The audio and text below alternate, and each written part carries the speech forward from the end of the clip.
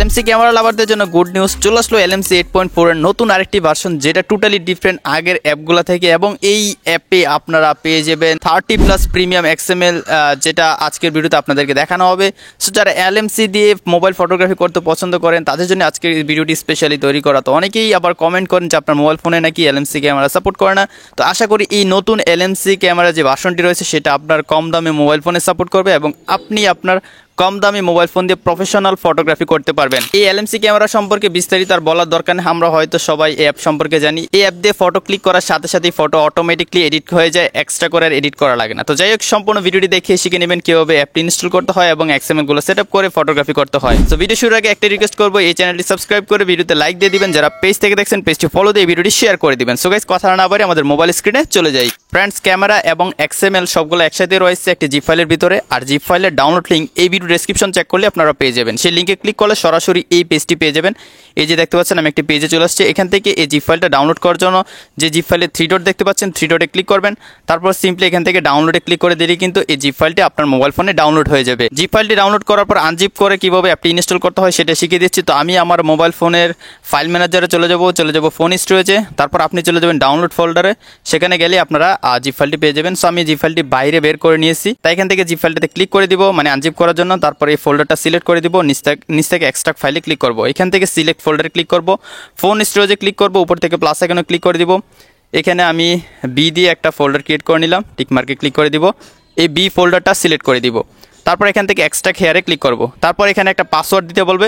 So সম্পূর্ণ ভিডিওটা দেখলে আপনারা পাসওয়ার্ডটা পাবেন। অনেকে কী করে অ্যাপটা ডাউনলোড করে ভিডিওটা না দেখে চলে যায়, তাই আমি পাসওয়ার্ড দিয়ে রেখেছি জিপ ফাইলটিতে। সো সম্পূর্ণ ভিডিওটি না দেখে আপনাকে 4 ডিজিটের পাসওয়ার্ড সংগ্রহ করে এখানে পাসওয়ার্ডটা বসিয়ে দিতে হবে। সো আমি এখানে 4 ডিজিটের পাসওয়ার্ডটা বসিয়ে দিচ্ছি। পাসওয়ার্ডটা বসিয়ে দেওয়ার পর এখান থেকে টিক মার্কে ক্লিক করে দিব। তারপর আবার টিক মার্কে ক্লিক করে দিলে আমাদের ফাইলটা এক্সট্রাক্ট হয়ে যাবে। তো অনেকেই বলেন যে এভাবে আপনারা এক্সট্রাক্ট করতে পারেন না। তো আপনারা জেড আর্কাইভার নামে একটি অ্যাপ ইনস্টল করে নেবেন, সেই অ্যাপ দিয়ে কিন্তু আপনারা জিপ ফাইল আনজিপ করতে পারবেন। সো আমার জিপ ফাইলটা আনজিপ হয়ে গেলে এখন আমি ক্যামেরাটি ইনস্টল করে নিব। তো বি ফোল্ডারে চলে গেলাম, এই ফোল্ডারে চলে যাব, আবার এই ফোল্ডারের ভিতরে চলে যাব।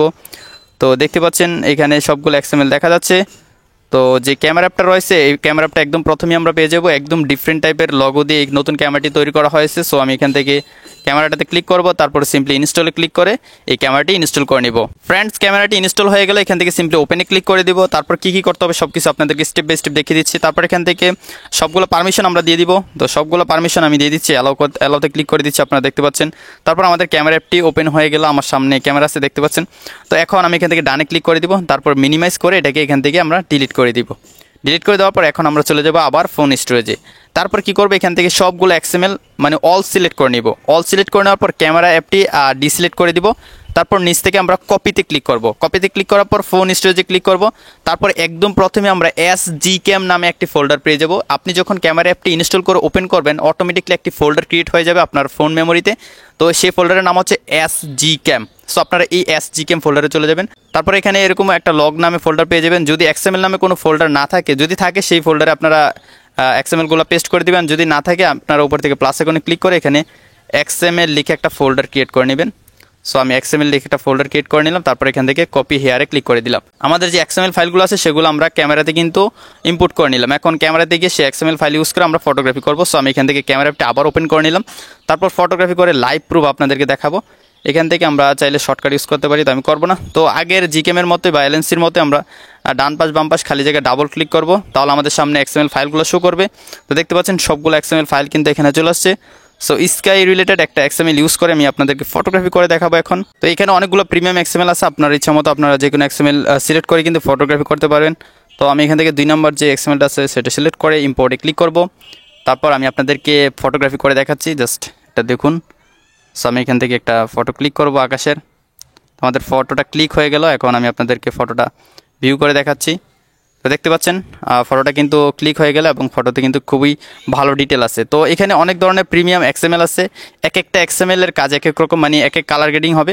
সো এখান থেকে আপনি আপনার পছন্দের যে কোনো XML ইউজ করে কিন্তু সহজে ফটোগ্রাফি করতে পারেন। আর অনেকে বলতে পারেন যে ভাইয়া আমার মোবাইল ফোনে এই ক্যামেরা অ্যাপটি ইনস্টল হয়ে যাওয়ার পর আমরা ফটোগ্রাফি করতে পারি না, অ্যাপ থেকে বের করে দেয়। তাহলে আপনারা কী করবেন, উপরে যে সেটিংস আইকন রয়েছে এই সেটিংস আইকনে ক্লিক করবেন, তারপর এখান থেকে HDR অফ করে নেবেন, এখান থেকে নাইট সাইড যেটা আছে সেটা অফ করে নেবেন। ওকে, অফ করে নেওয়ার পর এখন যদি আপনি ফটোগ্রাফি করেন তাহলে কিন্তু আপনারা ফটোগুলো সহজেই ক্লিক করতে পারবেন। আশা করি ফ্রেন্ডস আজকে যে LMC ক্যামেরাটি দিলাম সেই ক্যামেরাটি সবার মোবাইল ফোনে ইনস্টল হবে এবং আপনারা এই প্রিমিয়াম XML-গুলো ইউজ করে আপনারা প্রফেশনাল ফটোগ্রাফি করতে পারবেন। সো ভিডিওটি যদি ভালো লাগে অবশ্যই লাইক সাবস্ক্রাইব করে দিবেন, পেজ থেকে দেখলে পেজটি ফলো দিয়ে ভিডিওটি শেয়ার করে দিবেন। তো দেখা হচ্ছে পরবর্তী ভিডিওতে নতুন কোনো এডিটিং নিয়ে। ততক্ষণ সবাই ভালো থাকুন, সুস্থ থাকুন, আল্লাহ হাফেজ।